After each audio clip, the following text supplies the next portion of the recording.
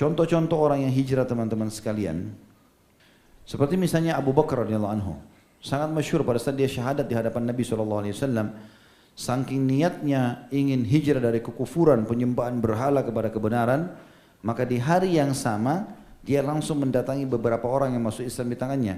Yang paling masyhur Uthman bin Affan, saudagar terkayanya Mekah pada saat itu, masuk Islam di tangannya.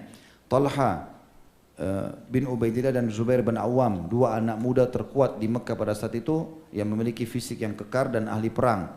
Juga Abdurrahman bin Auf, seorang saudagar lain, semuanya masuk Islam di tangannya, dan hampir mayoritas orang-orang yang dijamin masuk surga masuk Islam di tangan Abu Bakar karena niat hijrah yang benar. Begitu juga dengan hijrah Umar bin Khattab radhiyallahu anhu, masyhur. Dia sangat luar biasa pada saat hijrah, tidak setengah-setengah, dan pada saat hijrah betul-betul mencari kebenaran. Tapi yang paling masyhur kisahnya pada saat dia mau hijrah ke Madinah. Dia lihat tiap hari orang Islam banyak dipukulin, digebukin, tapi kalau dia orang Quraisy tidak berani, gitu kan? Karena dia punya kekuatan fisik segala macam. Maka dia tunggangi ya ketakutan Quraisy itu dengan cara dia pada saat mau hijrah ke Madinah dia pakai baju perang, lalu dia tawaf terang-terangan, dan orang Quraisy tahu kalau Umar bin Khattab pakai baju perang berarti ada musuh yang sedang jadi target. Maka setelah tawaf, lalu dia kerasin suaranya, dia naik ke atas sebuah batu yang tinggi, lalu dia mengatakan, hai Quraisy, siapa yang ingin istrinya menjadi janda dan anaknya menjadi yatim, temui saya di belakang bukit ini, karena saya mau hijrah. Gitu kan.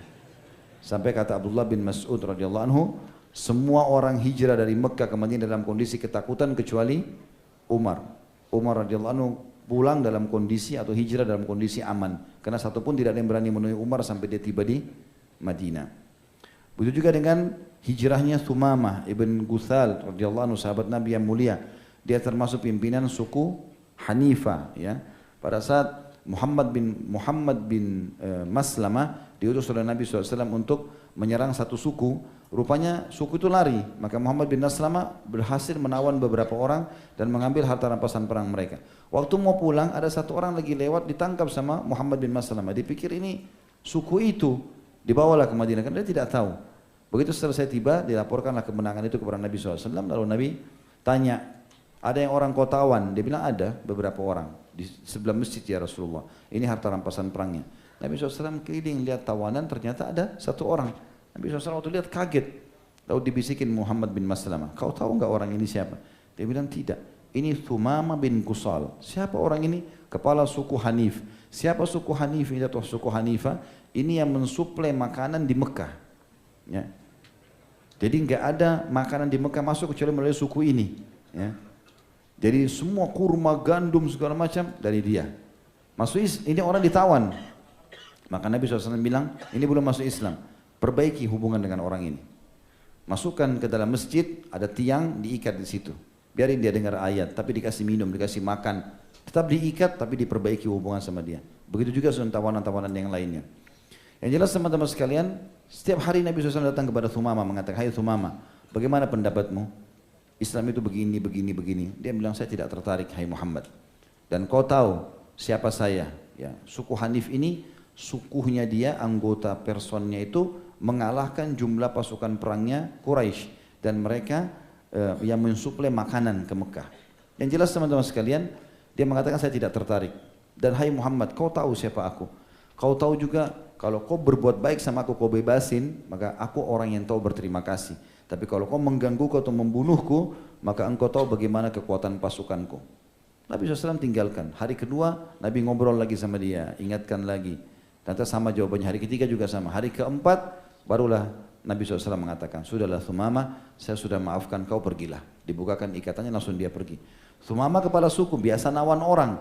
Dia tahu sebenarnya kalau nawan orang itu, ya tidak mungkin orang dibebaskan tanpa tebusan atau minimal dilukai. Ini tidak pernah dilukai sama sekali. Maka dia pun tertarik dengan Islam. Ringkasnya dia masuk Islam, Thumamah radhiyallahu anhu. Pada saat dia masuk Islam teman-teman sekalian, dan dia dengar dari Nabi SAW tentang beriman kepada Allah, mentauhidkan Allah, semua ini makhluk, nggak boleh kita inilah hukum halal, ini hukum haram, dijelaskan.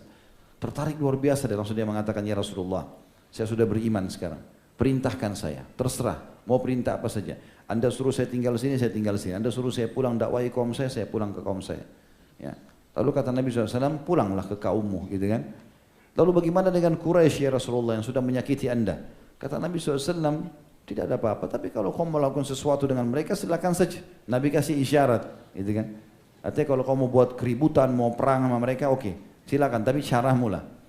Maka Sumama waktu pulang ke sukunya, sebelum masuk sukunya dia ke Mekah, dia tawaf. Orang-orang Mekah jemput dia, tokoh-tokoh Mekah, karena anggap ini tokohnya suku Hanif segala macam yang mensuplai makanan buat mereka. Maka akhirnya tawaf, setelah tawaf, Sumama biasanya datang ke patung Hubal, patung-patungnya mereka. Ini enggak. Maka mereka tanya, hai Sumama, apa kau sudah tinggalkan agama nenek moyangmu? Dia bilang, iya. Asyhadu an la ilaha illallah wa anna Muhammad Rasulullah. Orang Quraisy kaget, ditawan dia. Maka dia mengatakan, kalau kalian tawan saya, kalian tahu apa yang akan terjadi nanti. Gitu kan? Rupanya orang Quraisy tidak merasa terganggu, dia pikir tawan sajalah. Rupanya Sumama ini didatangi oleh beberapa sukunya, kemudian Sumama bilang, mulai besok boikot semua makanan Mekah. Gak boleh ada suplai makanan, semua ini gak boleh ada masuk. Dan kebetulan waktu itu orang-orang Mekah karena makanan yang mereka konsumsi itu makanan yang tidak bisa tahan lama, susu yang diperah dari unta dan kambing itu dari suku Hanif semuanya. Kemudian keju yang dibuat dari susu yang dibekukan juga dari mereka. Diberhentiin semua, dalam sehari kehabisan makanan, gak ada stok. Karena mereka dulu tidak ada kulkas, gak ada freezer, gak ada. Ya. Akhirnya yang terjadi adalah hari pertama tertahan nih, nggak bisa. Hari kedua, ya, tidak bisa juga ditahan. Maka mereka datang kepada Sumama, hai Sumama, maafkanlah kami begini-begini. Dia bilang tidak bisa. Sampai Rasulullah yang izinkan kalian. Izin dulu dari Madinah, kalau Nabi izinkan baru. Padahal waktu itu teman-teman baru selesai terjadi peperangan Ahzab. Quraisy termasuk ngirim 4.000 pasukan dari 10.000 pasukan untuk menyerang Madinah. Jadi mereka lagi sombong-sombongnya, gitu kan. Lagi merasa hebat-hebatnya. Maka Sumama menghinakan mereka sambil mengatakan kalau Madinah izinkan Rasulullah saya lepaskan, kalau enggak. Mereka tidak mau berat mau minta itu. Hari ketiga makin kehabisan makanan. Anak-anak sudah pada nangis di jalan, tidak ada makanan, enggak ada susu, enggak ada semua, gitu kan. Dari suku Hanif. Maka akhirnya terpaksa mereka minta maaf kepada Nabi SAW, lalu Nabi pun mengizinkan, akhirnya dibebaskan. Ini contoh bagaimana mereka hijrah ya. Dan sekian banyak kisah-kisah orang yang luar biasa hijrah di zaman Nabi SAW yang mereka betul-betul menunjukkan masalah itu.